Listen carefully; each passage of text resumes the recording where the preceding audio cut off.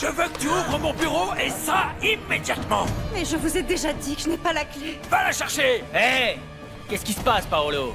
Tu dois bien savoir ce qui se passe, Gabino. J'arrive et mon bureau est fermé. Alors va me chercher la clé ou apporte-moi un double. Désolé, j'ai pour ordre de ne pas ouvrir ce bureau. Ah, et aussi de t'informer que tu es renvoyé. Non mais tu peux pas me faire ça à moi. Si tu as quelque chose contre moi, dis-le-moi en face. Je ne sais pas du tout de quoi tu parles. Ces ordres ne viennent pas de Damian, mais directement de ma patronne, Madame Alfonsina. Et elle m'a aussi dit de te prévenir que tes indemnités seraient conformes à la loi, alors t'inquiète pas pour ça. Même si, à mon avis, ça va pas faire beaucoup d'argent parce que tu as travaillé très peu de temps. C'est ma mère qui t'a vraiment ordonné ça? Aïe. Et toi, comme un bon petit toutou, tu fais tout ce qu'elle te dit, n'est-ce pas? C'est dingue. Et moi qui pensais que tu étais mon ami. Mais les ordres sont les ordres. Va au diable, Gabino. Et vous tous allez au diable autant que vous êtes.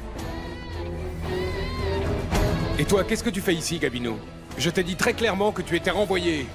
Excusez-moi, jeune homme, mais je ne souhaite pas discuter avec vous. Je pense qu'il vaut mieux que vous parliez d'abord à votre mère. Et excusez-moi tous les trois. Je dois vérifier une livraison qui vient d'arriver.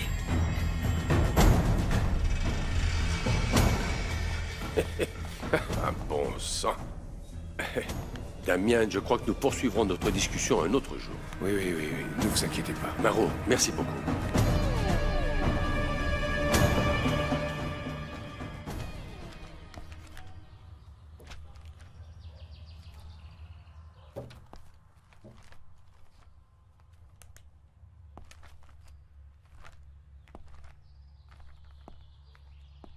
Si le docteur Tovar voit tous des ordres, il va te virer, c'est sûr.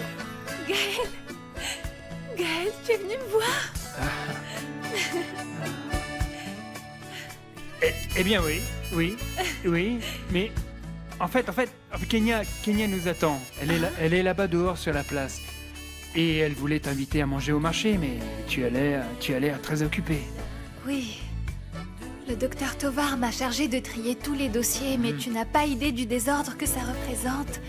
Regarde, il y en a qui datent de plusieurs années et ils sont mélangés avec ceux qui datent de quelques mois. Ah, Gaël, je te jure que c'est le chaos. Ça va me prendre toute la journée, je t'assure. Sérieusement? Oui. Bon, eh bien c'est dommage. Je ne te dérange pas plus alors. D'accord, mais... si tu veux, hein. Ce soir, tu peux venir me voir. Ça te dit? D'accord, bien tu viens te chercher alors. Oui. D'accord, alors bon courage à toi. Oui. Ah non, mon chéri. Quoi? Tu ne pars pas d'ici sans m'avoir embrassé.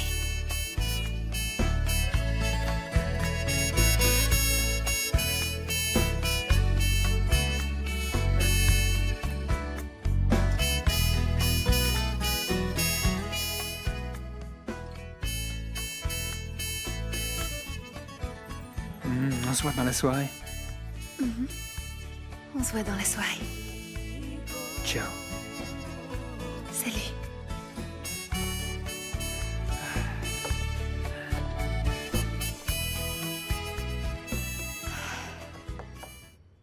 Entrez.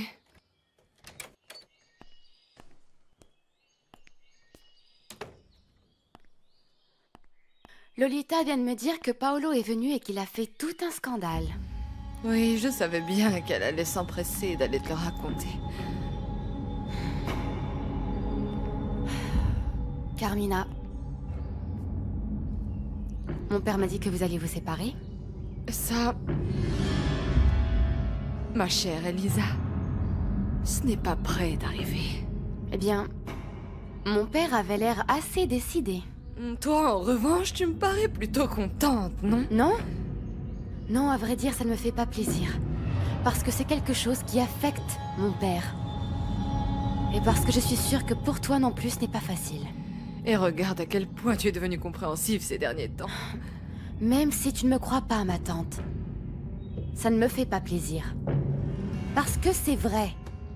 Je n'ai jamais aimé l'idée que vous vous mariez. Mais bon, vous l'avez fait. Alors j'aurais au moins aimé que votre mariage fonctionne. Ne fais pas l'hypocrite. Si les choses n'ont pas fonctionné, c'est de ta faute. Non. Si, bien sûr que si, Non, c'est toi ce la n'est coupable. pas vrai. Bien sûr que si. Depuis toujours, Elisa. Tu as tout fait pour gâcher mon mariage. Et ça sans compter ce que tu as fait à mon fils. Je suis sûre que si mon fils n'était pas décédé, les choses dans cette maison entre Augusto et moi auraient été bien différentes. Ma tante, toute ta vie, tu as entonné le même refrain. Et tu sais quoi, ça fait plusieurs années que tu m'accuses. Et ça suffit. Je me fiche de ce que tu dis. Tu as tué mon fils. Tu as gâché ma vie. Non, ma tante. Tu ne sais pas à quel point je souhaitais avoir un petit frère. Est-ce que j'aurais donné pour qu'il soit maintenant à mes côtés? Alors ne m'accuse pas de sa mort. Et ne m'accuse pas de la vie que toi tu as eue. Bien sûr. Pour toi, c'est très facile de dire ça. Tu voulais un petit frère et moi je voulais un fils. Et non, non Elisa, tu n'as pas souffert autant que moi. Je sais à quel point ta vie a été difficile aux côtés de mon père. Oui. Mais dans tous les cas, la seule responsable de son malheur, c'est toi, ma tante. Parce que tu l'as embobiné jusqu'à te marier avec lui, en sachant qu'il était toujours amoureux de ma mère. Et en plus, je suis sûre qu'il n'a jamais cessé de l'aimer. Parce que ni toi, ni personne n'arrivera à l'effacer de son cœur.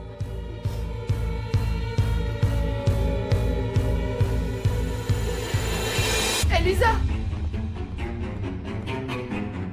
Si ce que tu dis est vrai, pourquoi ton père s'est-il déniché une maîtresse à cette période de sa Une vie? maîtresse? Non. Non, non, non, non. Mon père n'a jamais eu une maîtresse. Non. Je te recommande de sortir dans la rue et d'écouter tout ce qui se dit dans le village. Je n'invente absolument rien. Tout le monde est au courant de ça.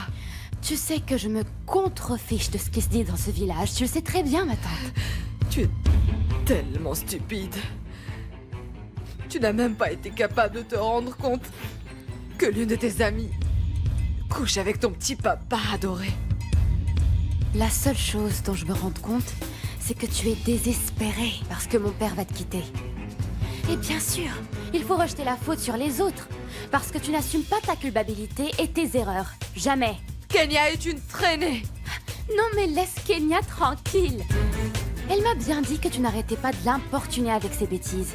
Mais comment peux-tu penser que Kenya et mon père... Ils sont amants, oui! Elisa, ouvre les yeux pour la première fois dans ta vie, ouvre les yeux! Regarde un peu ce qui se passe autour de toi, rends-toi compte de ce qui se passe autour de toi pour une fois dans ta vie!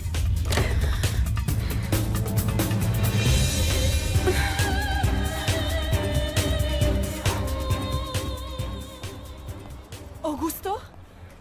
Oh, je te cherchais dans tous les coins. Est-ce que tu essaies de m'éviter? Kenya, je crois que j'ai été très clair avec toi lorsque nous avons parlé au téléphone. Ne rends pas les choses plus difficiles. Oh, Augusto, chérie, s'il te plaît, je te supplie de me laisser te prouver que moi, je suis une femme aimante. Kenya, je t'en prie, tout le monde nous regarde là autour. Mais je suis amoureuse de toi. S'il te plaît, non, attends, ne me repousse pas. Kenya! Comprends-moi. Tu me plais en tant que femme. Mais je ne peux pas t'aimer.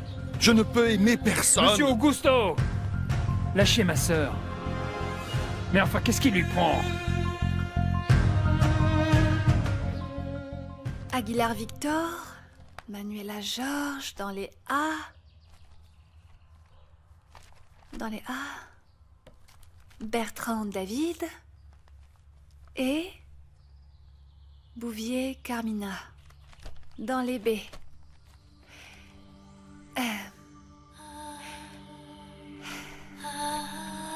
Bouvier Carmina. Je vais jeter un œil. Voyons.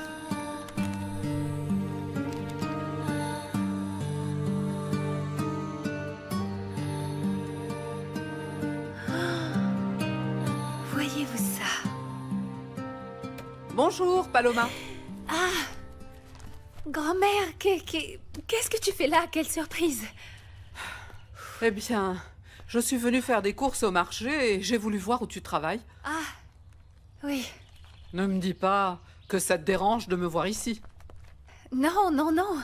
Et pourquoi ça me dérangerait? Non, bien sûr que non, grand-mère. Ah, eh bien, je sais pas, comme j'ai vu que tu as eu peur quand je suis entrée, ben... Non, non, je n'ai pas eu peur. Ce qui se passe, c'est que j'étais concentrée et tu m'as prise par surprise, voilà tout. J'insiste, tu as eu peur. Comme si je t'avais surprise en train de faire quelque chose de mal. Grand-mère, je ne faisais absolument rien de mal. À la bonne heure. J'étais simplement en train de classer des dossiers et je suis tombée sur celui de la tante d'Elisa. Et qu'est-ce que ça a de si extraordinaire, hein? Grand-mère, est-ce que tu te souviens de la date exacte à laquelle est morte Madame Stéphania? Oui. Oui, alors dis-moi. Parce que regarde, grand-mère, d'après ce que dit ce dossier, le docteur Tovar s'est rendu compte que Madame Carmina est tombée enceinte tout juste après le décès de la mère d'Elisa. Mais avant son mariage avec Monsieur Augusto. Il t'a fait mal? Non, non, non, Gaël, ne t'inquiète pas, ce n'était rien. Non, il comment s'est ça, rien ne passé, je t'inquiète pas? t'assure. Comment ça, ce n'était rien? Il te parlait comme s'il te reprochait quelque chose. Pourquoi vous vous disputiez alors? Parce que nous étions en train de parler d'Elisa, rien de plus. J'essayais de lui faire comprendre qu'il doit soutenir l'amour qu'Elisa et Damien se portent, je te jure. Et ensuite, il s'est vraiment fâché contre moi, tu sais comme il est. Tout à fait. Kenya n'a aucun droit de se mêler de ça, ni de donner son avis sur les problèmes de ma famille. Je ne veux pas avoir les mêmes problèmes avec toi à cause de cette drôle de situation. Je t'exige de ne plus me parler de cette affaire. À bientôt, Gaël.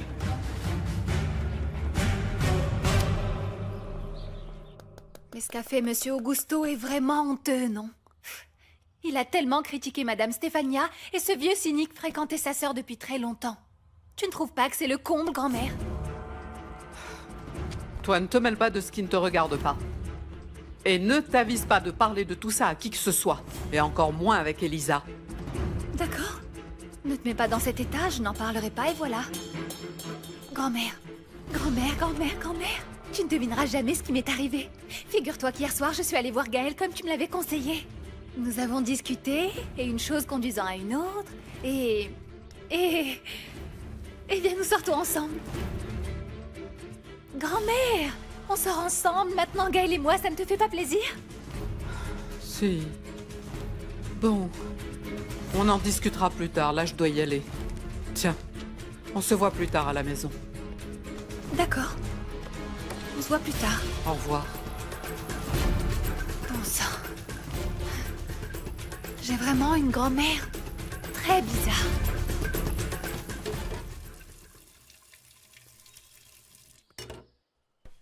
Quoi encore? Pourquoi est-ce que tu fais cette tête, ma chérie? Je viens de parler avec ma tante. Mhm. Et elle m'a dit qu'entre Kenya et mon père, il y a un truc. Un truc? Comment ça, un truc? Une relation. Elle m'a assuré qu'ils étaient amants. C'est quoi cette histoire, mon Dieu? Ça, c'est vraiment de la folie pure et simple. Non, non, non, non. Excuse-moi, mais vraiment, ta tante ne sait plus quoi inventer. Comment ose-t-elle dire ça? Je pense comme toi. Je ne sais pas, je ne comprends pas comment elle a pu se mettre cette idée dans la tête. Mais j'ai questionné Kenya et elle m'a assuré qu'entre eux, il n'y avait rien. À vrai dire, elle m'a aussi dit qu'elle en a marre parce que ça fait déjà plusieurs fois que ma tante lui fait un scandale pour ça. Ta tante va vraiment très mal. Elle est en train de devenir folle.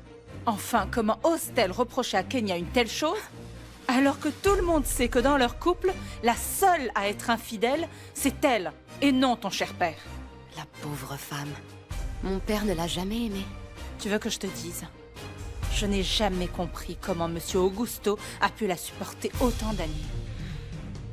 Mais ça peut changer. Tu crois? Mhm. J'en doute vraiment. Ta tante Carmina ne le quittera pas aussi facilement. Non, non, non, non. Ah, mais je vais te dire un truc. J'adorerais qu'une femme se présente et qu'elle éveille chez ton père de vrais sentiments d'amour pour qu'ainsi, il l'envoie au diable. Ça ne se produira pas. Même si mon père ne le dit pas.